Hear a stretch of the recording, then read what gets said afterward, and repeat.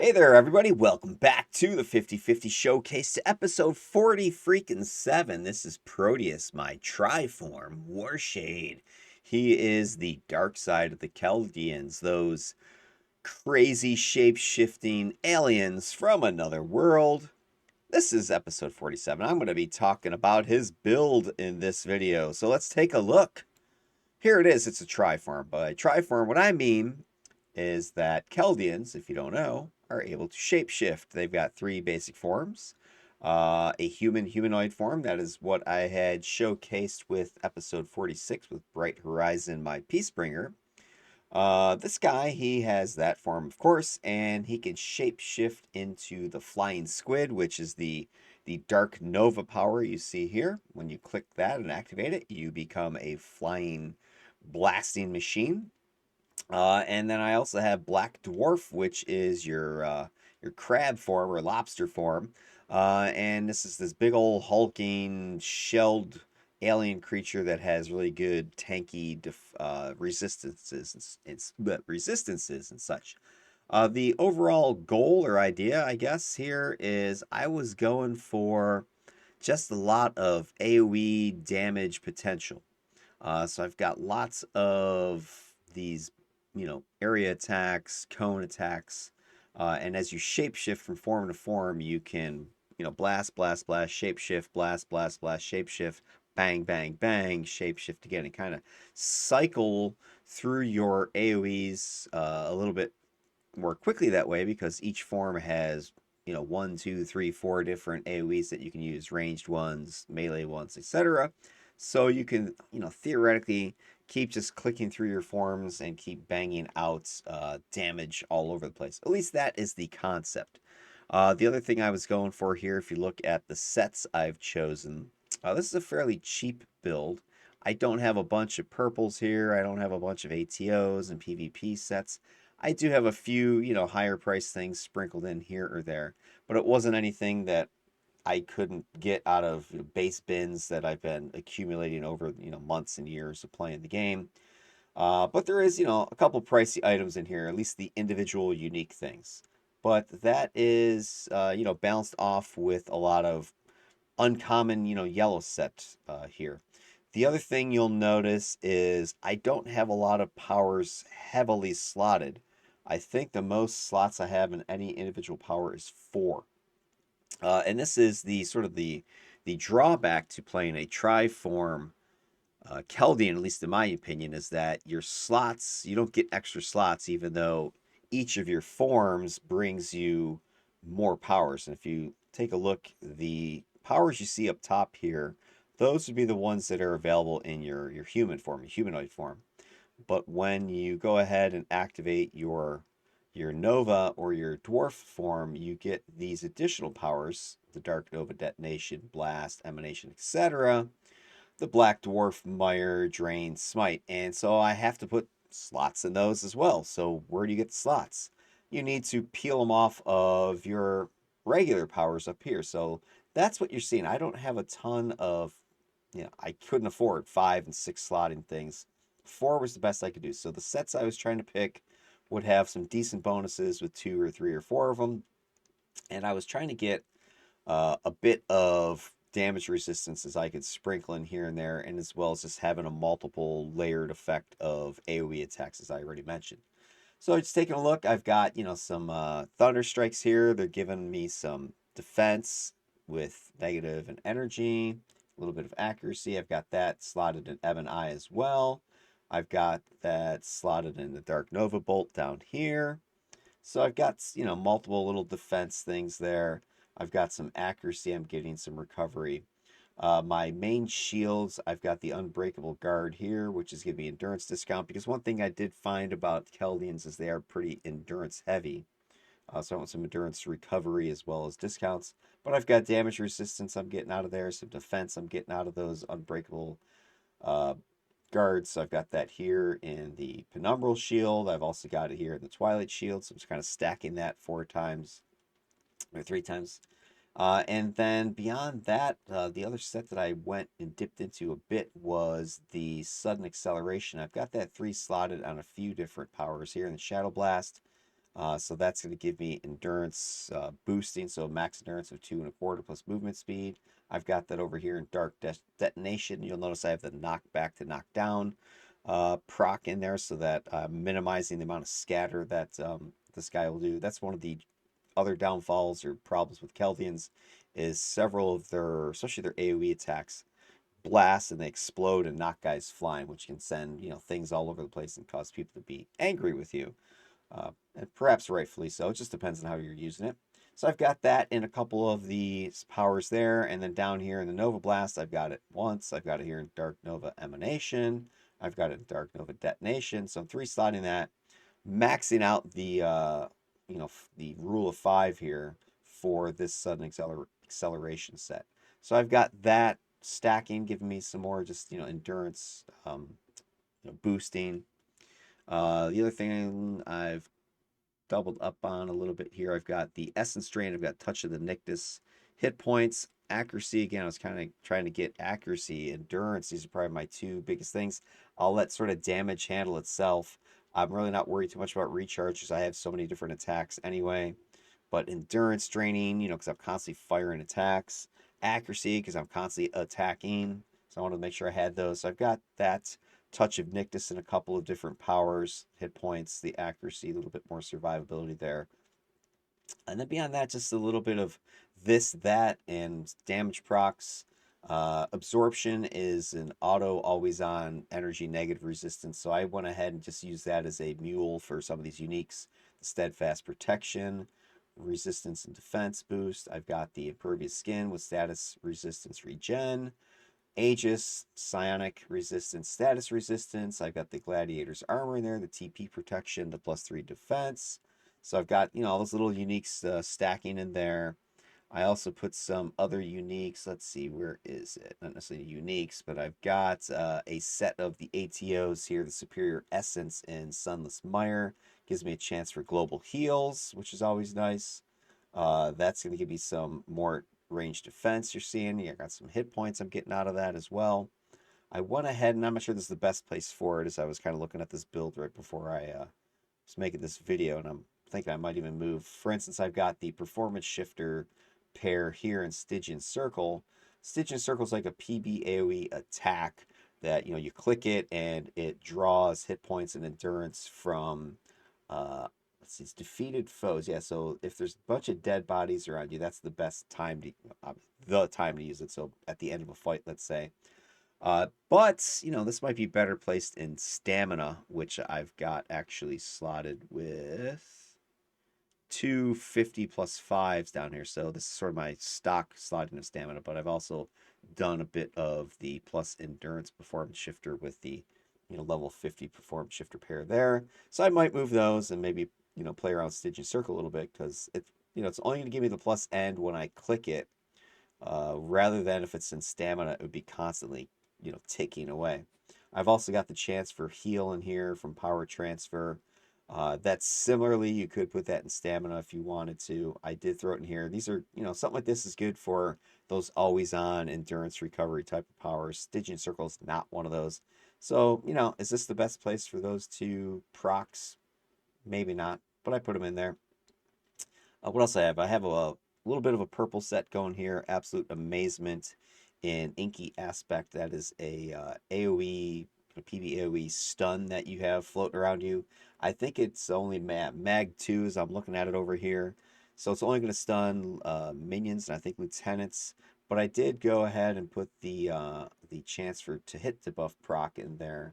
So that gives me a little bit of extra. I think it's a minus 7.5% to hit. So when it does proc, it's lowering the enemy's chance to hit you. So a little bit more survivability rather than just stunning. I can also, because this would work against bosses, for instance. So I have that. Let's say I have Dark Extraction in my. This is your way to get pets.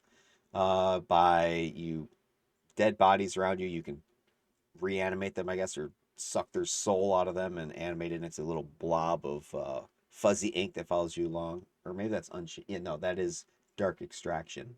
Unchained Essence is you explode a dead body. So that's a good one, like early in a fight. One problem I always find with this one is that things are usually all dead before I can actually find some because you have to like target a dead body and you can't just, tab target dead bodies. You need to click them and there's effects going off and combat's flying and you're trying to find a good body that's near the rest of the bodies and then they're dead and it's like crap, you don't get to use it. So I really don't, Unchained Essence is kind of one of those take it or leave it powers. I don't think it's critical to the build at all. You can get rid of it. Combat jumping, I've got the Kismet accuracy unique in there to get more accuracy to make sure I'm hitting. Dark Nova, I've thrown in. This is your one of your shapeshift abilities here, so you can slot it for the to hit buffs, which is what I did. So it gives this form extra, to hit extra accuracy, so to speak. I was thinking maybe I could put the Gaussian's chance for build up in there. That might be a smarter play. When I first built this Kheldian, this Warshade, this was early when Homecoming came back out. So, I don't have a lot of experience with them at the time. I still don't. So I was just trying to, play around with different things that I could see if what works or doesn't work. So this is more of an experimental build, see what it does. But it's pretty satisfactory. I haven't gotten my butt handed to me, so I'll show you that in these tests here. So hopefully you'll see what I'm talking about. Let's see what else I got. Got some. Oh, I've got the shield wall unique, the plus resistance, the plus global resistance, resistant teleport. That's in my shadow cloak, my defensive power, the stealth power. Got reactive defense in there with the scaling resist. So I did grab a bunch of just survival unique procs here and there just to give myself a little bit more oomph because of my overall totals. This is in the human form. It's not that awesome. Let me move my head out of the way here so you can see it better. 1 second. So, my defenses, yeah, teens, 20s, nothing awesome over the top, but it does have some survivability. Smash, lethal, resistances, energy negative, those are pretty good. Fire, cold, that's pretty good. But I'm not at cap with this, right? So I'm not super survivable tank mode. That's why I have dwarf form. So I wasn't really worrying about my human form being unable to survive because if stuff got rough, I would just click and go into dwarf form. Dwarf form will also snap you out of any mez, so I wasn't worried about necessarily getting stunned or held.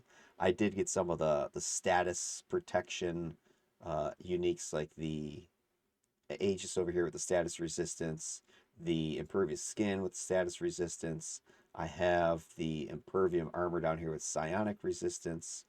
So I was trying to, get a little bit more psi and control resistance, that sort of thing, as I could. But I wasn't too terribly worried because, when I click and enter dwarf mode, those numbers are going into the 70s over here now. So I go ahead and hide myself again. So if you take a look, right, boom, your resistances go up towards closer to cap. So I'm in close to 75 with most of these things when I enter dwarf. So that's how I can survive if I need to. So I wasn't super, concerned about it. Go ahead and move that back out of the way. And then my last thing we'll take a look at is the incarnates I'm going with and show you how those will impact the build itself. So I've got for my alpha, I've got cardiac core. Again, I mentioned this because of the endurance issues. Before I click it, I'll show you part of the problem here is that you don't have a ton of recovery at 2.9. That's not the greatest. And I just want to see something is let me turn that off. That should not affect that. Turn off essence drain for a second. Just want to make sure I'm not given any sort of false readings here with this ability. So there's my recovery. I don't know why my drain numbers are so low. They shouldn't be. Oh, I see why, because all my shield stuff turned off when I went dwarf mode. All right, let me turn those back on. Warping Death. See, Stitching Circles only if it's firing. Twilight Shield, turn that on. I was wondering why my numbers so low, because I have all these toggles, right? Inky Aspect, Shadow Cloak. Let's see, Eclipse, when it fires. I'm going to shut that off because that's only if I hit with it. Okay. All right, I think that's better. So that's going to give you a more realistic. So my my recovery's 2.9, drains 1.3. I always try to shoot for a sweet spot of at least 2, if not, okay, let me hide my face here. So I'm looking here. I've got recovery is 2.9, endurance drain is 1.3. So I'm only recovering about double what my drain is. And that's not me clicking any powers, right? That's just me standing there. So once I get in the middle of combat, my drain's a lot higher. My recovery can't really keep up. So I usually shoot for a bare minimum of twice. That's like, anything less than that, I'm not even going to bother playing the character. But I'd like to go for like 3 times. So when I, go ahead and grab your cardiac core and click it, you can see that number of the drain drops from 1.3 to 1. So now I've got that pretty much that 3 to 1 sweet spot with the cardiac core going. And it also is helping those resistance numbers. So resistances are popping up a little bit, a few more percent with that. And it's also giving me range because I do have a lot of ranged attacks. So I'm going to go ahead and take advantage of that with the cardiac. The other stuff I've got going on is I'm taking the assault core because one of the things I had to worry about was just under damage. My powers are under slotted, so I don't have a lot of damage slotted in them. But if you go ahead and you take your assault core, that gives you that. I think it's a base 6% or 5% damage boost, passive, something like that. If I'm not mistaken, let's see if it shows up over here. But I think that's what it is. So when you have that going, you also get the chance for the plus damage with each time it'll proc. So it says it gives the power, all your damage power 65% chance to boost damage, and you can stack it up to 5 times. I forget the damage boost is just a few percent, but I'm not sure if this is 10% is I think the passive value for it, or it's 10% each time it clicks. But anyway, you could do some extra damage. So I needed that because I'm underslotted with the most of these attacks. Clarion, I did take that because of the status. I don't have. I'm not as worried about it on this character versus with Bright Horizon, but you're still, if you want to be in human form, you want to be in Dark Nova form. Clarion's your friend. It's going to break you out of any status. It's going to give you status protection. It's also boosting my range, so I have a lot of range attacks. It's going to boost my specials, which are like controls, heals, that sort of thing. So that's a nice little perk that you can throw in here. If I unclick it, you can see it's also boosting your defense numbers a little bit. All right, so that's useful. And then I've got Void, my big ol' AoE, PBAoE boom boom that goes nicely with Quasar. And I grabbed storm elementals as well.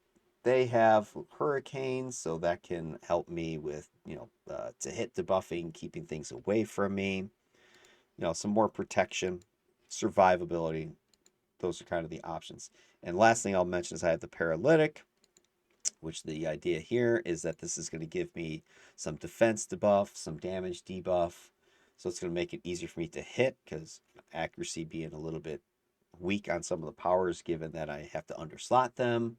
So if I can get a little bit better chance to hit, that's nice. And it's also reducing incoming damage a little bit, so that increases survivability again. So it's just sort of a global concept, right? I'm trying to mesh together a whole bunch of things so that survivability is good, damage output is good, versatility is great, options, etc., etc. So I can kind of fill whatever slot I need to. Is he going to be your main tank? In dwarf form, he can do okay. Is he going to be your main damager? Yeah, he can put out some decent damage, but obviously not total like blaster or scrapper level stuff. Is he going to be in there like brawling with people? No, he's not built melee. He does go into melee, but he's not going to be in there just going to town. He's very mobile, shooting from range, changing forms, blasting from hover mode, tanking dwarf mode, getting in, getting out, that sort of thing. Just positional game. So I'll try to showcase that during both the team and the solo stuff. Just kind of show his, mobilities and stuff that I was shooting for as well. So anyway, there's the build. It's pretty much the kitchen sink approach to a build, but like I said, it's fairly inexpensive. You could put this together for, I don't know, 150 mil or something like that, depending on what you've got in your bins. If you're a hoarder like I am with your bases, you can buy a bunch of stuff, of course, on the market, and a lot of these things wouldn't be that expensive. Like the sudden accelerations aren't that expensive, thunder strikes aren't that expensive. I've got rope a dopes, those are dirt cheap. The touch of Nictus, they're not that bad. Adjusted targeting, that's not that bad. So it's a very affordable build that anybody can put together pretty quickly with not a ton of money. All right, that's the end of the build. I'm going to go ahead and fire up the next video where I go ahead and run some solo testing versus the new and improved council, which I had a problem with. If you saw my my Peacebringer build, they were very frustrating, those new bosses, those galaxies. So I'm hoping we'll see if this guy does better against them, because you know they were highly resisting my light attacks. It felt with my Peacebringer. Let's see how they do with the shadow bolts and stuff, because these things have, you know, the minus speed, the minus recharge, which is, and the negative damage, which is what those galaxies were doing to me. I'm gonna do it right back to them. And that, oh, but that is kind of the last thing I do want to mention, is that these attacks on your, you know, your range stuff is going to be doing a lot of minus speed, minus recharge. That's another type of mitigation for incoming damage. And you're doing negative damage, which is not often resisted by enemies. So we'll see. The one thing I wish is that the negative damage had some hit debuff in it, which it does not. It just has this minus speed and the minus recharge. So you can stack a decent amount of that on there. That might be an angle to go for with your, if you wanted to do that in, to take the, not the paralytic, but I forget the other incarnate that does minus to hit. If it's names escape me off the top of my head, but anyway, that's another option you could build for that. The minus speed, the minus recharge, minus to hit. You know, throw that in there. Options. All right, let's get to it. Be right back.